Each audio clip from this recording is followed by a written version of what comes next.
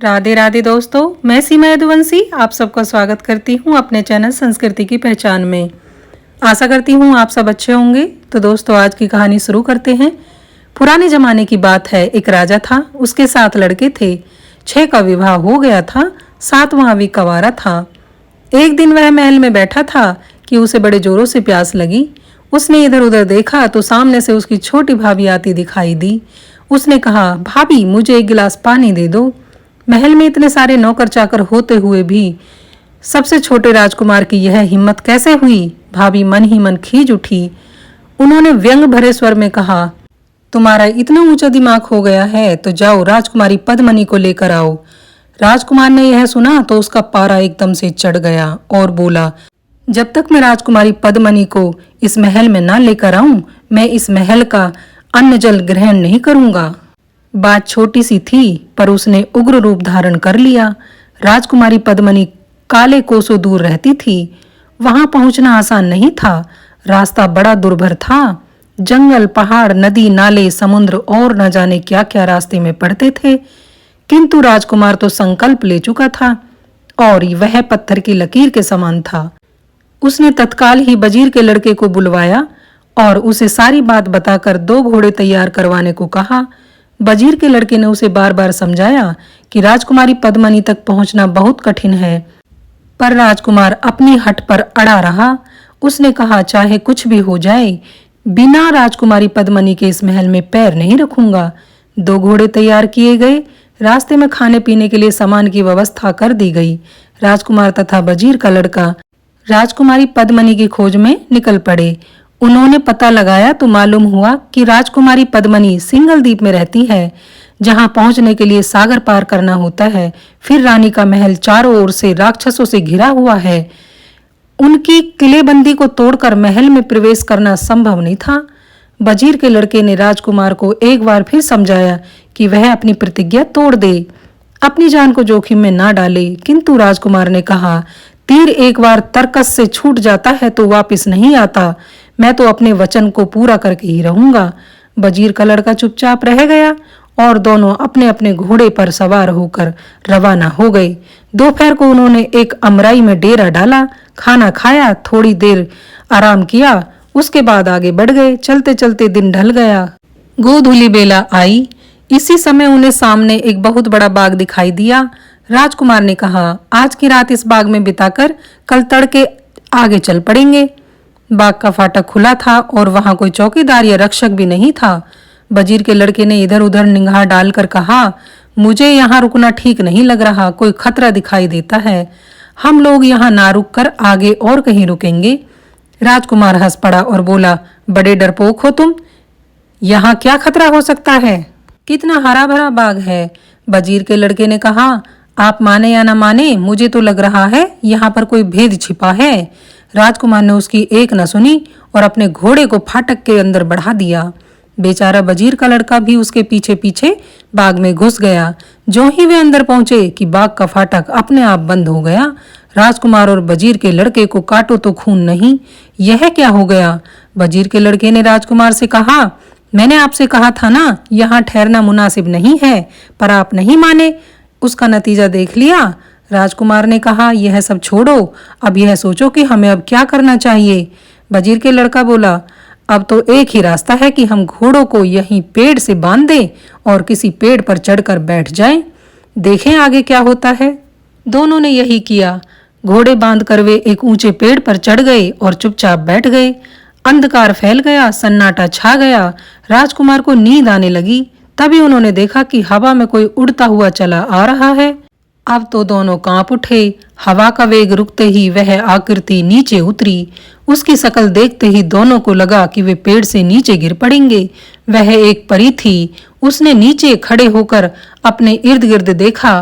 तभी इधर उधर से कई परियां आ गई। उनके हाथ में पानी से भरे बर्तन थे। उन्होंने उस पानी से वहां पर छिड़काव किया। वह पानी नहीं, गुलाब जल था। उसकी खुशबू से पूरा बाग महक उठा। अब तो उन दोनों की नींद उड़ गई और आंखें गड़ाकर देखने लगे वे आगे क्या करती हैं। हवा में उड़ती एक और परी आ रही थी। उसी समय कुछ परियां और आ गई। उनके हाथों में कीमती कालीन थे। देखते ही देखते उन्होंने कालीन बिछा दिए, फिर न जाने क्या किया, सारा मैदान रोशनी से जगमगा उठा। अब तो उन दोनों के प्राण मुंह में आ गए। उस रोशनी में उन्हें कोई भी देख सकता था। उस जगमगाहट में उन्होंने देखा कि एक और दूध जैसे फवारे चलने लगे। पेड़ों की हरियाली अब बड़ी मोहक लग रही थी।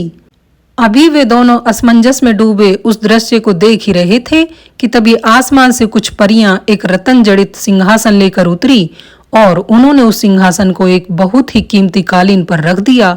सारी परियां मिलकर एक पंक्ति में खड़ी हो गई। राजकुमार ने अपनी आंखें मली, कहीं वह सपना तो नहीं देख रहा। वजीर का लड़का बार बार अपने को धिक्कार रहा था कि उसने राजकुमार की बात क्यों मानी, पर अब क्या हो सकता था।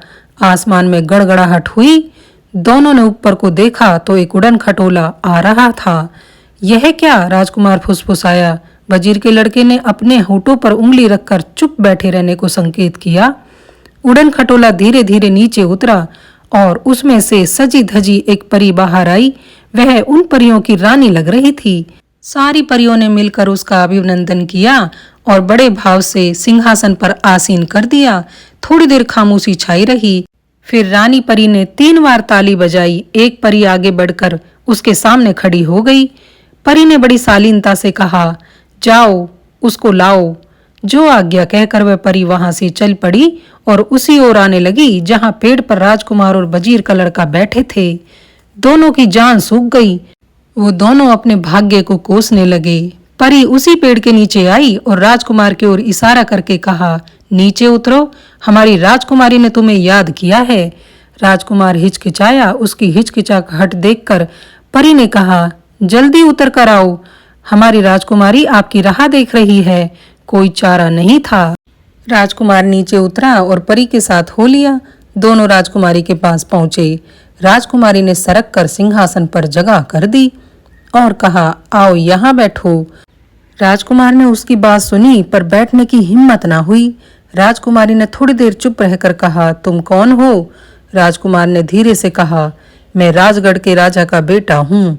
तो तुम राजकुमार हो? राजकुमारी ने मुस्कुराकर कहा। राजकुमार चुपचाप खड़ा रहा। राजकुमारी ने मुस्कुराकर कहा, देखो यहाँ से कोसों दूर हमारा राज्य है। मैं वहाँ की राजकुमारी हूँ। बहुत दिनों से इंतजार कर रही थी कि कोई राजकुमारी यहाँ आए और आज तुम आ गए। इतना कहकर राजकुमारी राजकुमार की ओर एकटक देखने लगी। राजकुमार को लगा कि वह बेहोश होकर गिर पड़ेगा, पर उसने अपने आप को संभाला। राजकुमारी की मुस्कुराहट और चौड़ी हो गई और बड़े मधुर शब्दों में बोली, तुम्हें मुझसे विवाह करना होगा। राजकुमार पर मानो बिजली गिर गई हो। ऐसा नहीं हो सकता। क्यों? राजकुमारी ने थोड़ा कठोर होकर पूछा। राजकुमार ने कहा, इसलिए कि मैं राजकुमारी पद्मनी की तलाश में निकला हूँ और मैंने प्रतिज्ञा की है कि जब तक मैं उससे नहीं मिल लूंगा और वो मुझे नहीं मिल जाएगी, मैं अपने महल का अन्न जल ग्रहण नहीं करूंगा। राजकुमारी ने बड़े तरल भाव से कहा, ओ ये बात है। मैं नहीं चाहूंगी कि तुम अपनी प्रतिज्ञा को तोड़ो। प्रतिज्ञा बड़ी पवित्र होती है, उसे तोड़ना नहीं चाहिए। तुम अपनी प्रतिज्ञा पूरी करो, मैं उसमें तुम्हारी मदद करूंगी, पर एक शर्त है। राजकुमार ने कहा, क्या शर्त है? राजकुमारी बोलती है, राजकुमारी पद्मनी को लेकर तुम यहाँ आओगे और मेरे साथ शादी करके अपने राज्य को जाओगे। राजकुमार बोलता है, इसमें भला मुझे क्या आपत्ति हो सकती है? राजकुमारी थोड़ी देर मौन रही, फिर बोली, तुम सिंगल द्वीप कैसे पहुंचोगे? राजकुमार ने कहा, क्यों, वहां पहुंचने में क्या दिक्कत है? राजकुमारी हंसने लगी और हंसते हंसते कहा, तुम बड़े भोले हो। अरे वहां पहुंचना हंसी खेल नहीं है। रास्ते में एक जादू की नगरी पड़ती है। सिंगल द्वीप का रास्ता वहीं से होकर जाता है। कोई भी तुम्हें अपने जादू में फंसा लेगा। राजकुमार हैरान होकर बोला, तब क्या करेंगे? राजकुमारी बोलती है, तुम उसकी चिंता ना करो। यह लो, मैं तुम्हें एक अंगूठी देती हूँ। तुम जब तक इसे अपनी उंगली में पहने रहोगे, तुम पर किसी भी जादू का असर नहीं होगा। इतना कहकर राजकुमारी ने अंगूठी राजकुमार की तरफ बढ़ा दी। राजकुमार बोलता है, राजकुमारी, मैं तुम्हारा यह एहसान कभी नहीं भूलूंगा। इसमें एहसान की क्या बात है? इंसान को इंसान की मदद करनी ही चाहिए। तुम्हारी यात्रा सफल हो और तुम्हारी प्रतिज्ञा भी पूरी हो। राजकुमार ने उसका आभार मानते हुए सिर झुका दिया। रात बीतने वाली थी। राजकुमारी उठी और अपने उड़न खटोले पर बैठकर चली गई। परियों ने सारा सामान समेटा और वो भी अपनी दिशा में निकल गई। राजकुमारी से विदा होकर राजकुमार डगमगाते पैरों से मगर खुश होते हुए वहां पहुंचा जहां वजीर का लड़का बड़ी व्यग्रता से उसकी प्रतीक्षा कर रहा था। राजकुमार को सही सलामत लौट आया देखकर वजीर के लड़के की जान में जान आई। वह पेड़ से नीचे उतरा। राजकुमार ने उसे आप बीती सुनाकर कहा, देखो कभी कभी बुराई में भी भलाई निकल जाती है। फिर दोनों ने अपने अपने घोड़े तैयार किए और उन पर सवार होकर चल पड़े। जैसे ही फाटक पर आए वह अपने आप खुल गया और दोनों बाहर आ गए। राजकुमार ने चलते चलते कहा, यह तो पहला पड़ाव था, अभी तो न जाने कितने पड़ाव और आएंगे। वजीर का लड़का गंभीर होकर बोला, यहाँ से तो हम राजी खुशी निकल आए, पर हमें आगे होशियार रहना पड़ेगा। वो जादुई बाग से कुछ ही दूर गए होंगे कि आसमान में काले काले बादल घिर गए। खूब जोर से वर्षा होने लगी। वे एक घर में रुक गए। दोनों रात भर के जगे थे। राजकुमार लेट गया और लेटते ही सो गया। वजीर के लड़के को नींद नहीं आई। वह बैठा रहा। अचानक देखता क्या है कि बगल के कमरे से एक काला नाग आया। यह उसी का घर था। अपने घर में उन अजनबी आदमियों को देखकर वह गुस्से से आग बबूला हो गया। वह बड़े जोर से फूंकार मारकर राजकुमार की ओर बढ़ा। राजकुमार तो बेखबर सो रहा था। वजीर के लड़के ने मयान से तलवार निकालकर सांप पर वार किया और उसके 2 टुकड़े कर डाले। फिर तलवार से उसे एक कोने में पटक दिया। बाहर अब भी पानी बरस रहा था। वजीर का लड़का उठकर घर के दरवाजे पर आकर खड़ा हुआ। थोड़ी देर बाद बाहर का नजारा देखता रहा। सोचने लगा कि बैठे बिठाए राजकुमार ने क्या मुसीबत मोल ले ली। अच्छा होगा कि अब भी यहाँ से उनका मन बदल जाए और हम वापस लौट जाएं। पर वह राजकुमार को जानता था। वह बड़ा हठी था। जो सोच लेता था उसे पूरा ही करके रहता।